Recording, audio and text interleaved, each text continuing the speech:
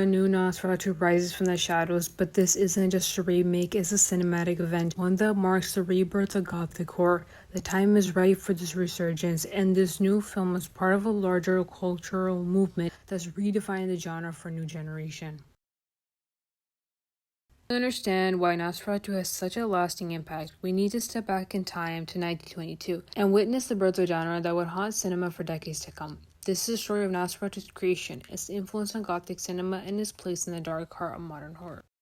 In 1922, a groundbreaking film was released, one that would forever change the face of horror. Nosferatu, directed by F.W. Murnau, was inspired by Bram Stoker's Dracula, though it had to make several changes to avoid copyright infringement. But what Murnau and his team created was far more than just a retelling of vampire story. They gave birth to one of the most visually and atmospherically compelling films ever made. What made Nosferatu revolutionary wasn't just his vampire lore, but its visual language. Murnau, alongside cinematographer Fritz Arnold Wagner, used shadow and light to tell a story of creeping dread. The film's stark contrast and exaggerated angles were a direct result of German Expressionism, a movement that embraced distorted realities and dark, nightmarish visions.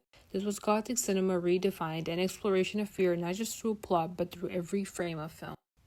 In the years following Nosferatu, the Gothic aesthetic began to find a permanent place in cinema. Nosferatu's impact was immediate, influencing films that would go on to define the genre. Expressionist use of shadows and the creation of palpable sense of unease carried over into classics like The Cabinet of Dr. Caligari, a film that, like Nosferatu, uses distorted set designs to reflect the disturbed inner states of its characters.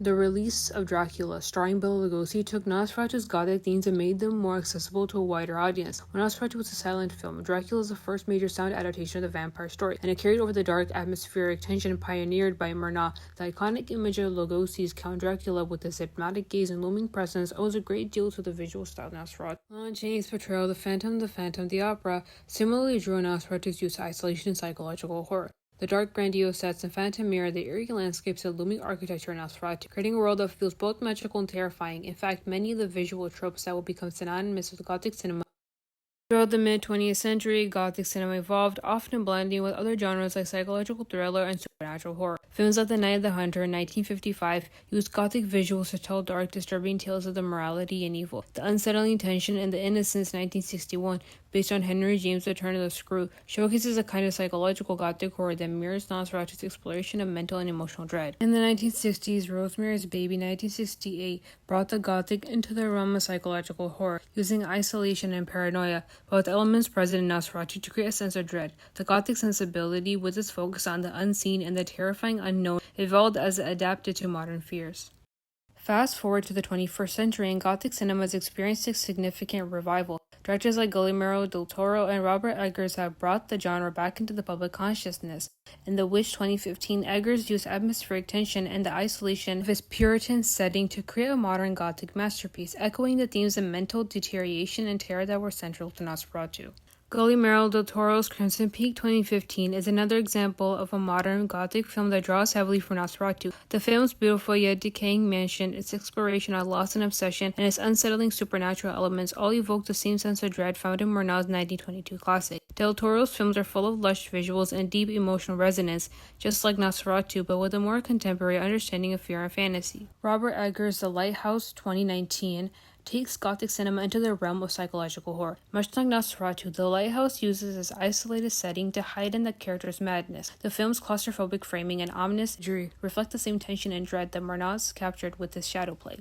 The idea of a descent into madness, whether due to supernatural forces or the character's own minds, is a theme that both films explore with haunting precision. In 2024, Nosferatu returns once more, this time under the direction of Robert Eggers. While the new film honors the original stark, unsettling atmosphere, it brings a new layer of psychological depth into the classic tale. Bill Skarsgård, known for his chilling performance as Pennywise in It, takes on the role of Count Orlok, and early footage suggests a deep dive into the character's madness and terror. This new Nosferatu is a meditation on fear itself, just as the original was, but with a modern twist. Eggers brings his unique style to the film, emphasizing the isolation and the unrelenting dread that Nosferatu captured so well nearly a century ago. The use of light and shadow, the eerie landscapes, and the slow-building tension are all trademarks of the original film. Yet this Nosferatu stands as a testament to the timelessness of Gothic horror. Why does Nosferatu and Gothic horror feel so relevant today? In our hyper-connected world, we are constantly bombarded with information. Fear has taken on a different shape. We live in an era of constant uncertainty, climate change, political instability, and economic upheaval, and a sense of existential dread that seems to grow louder with every passing year. It's no surprise then that we are drawn back to the shadowy corners of cinema, where fear isn't just about monsters, but about the deeper psychological and emotional fears we all share. Gothic horror speaks to this age of alienation. The isolation of characters in Gothic films, where in decaying castles, desolate landscapes, or oppressive urban environments, reflects our own social isolation. The dread we feel isn't just from the external forces at play, but from the internal struggles we face. It's the fear of what lurks just beyond the surface of our own reality waiting to be discovered. The 2024 Nosferatu embraces these themes, diving into the internal horror that haunts its characters. Much like the original film, the terror of Count Orlok isn't just in his monster's appearance, it's in what he represents: decay, the passage of time, the darkness within us all, the fear that comes from confronting the unknown of our own mortality. In looking at Nosferatu's legacy, it's clear that its influence stretches far beyond the silent film era. It continues to echo through modern horror, inspiring filmmakers who understand that true terror isn't just about blood and gore, it's about atmosphere, mood, and the slow creeping fear that builds over time. From Robert Eggers' The Witch to Guillermo del Toro's Crimson Peak, directors today are embracing the same Gothic sensibilities that made Nosferatu so haunting.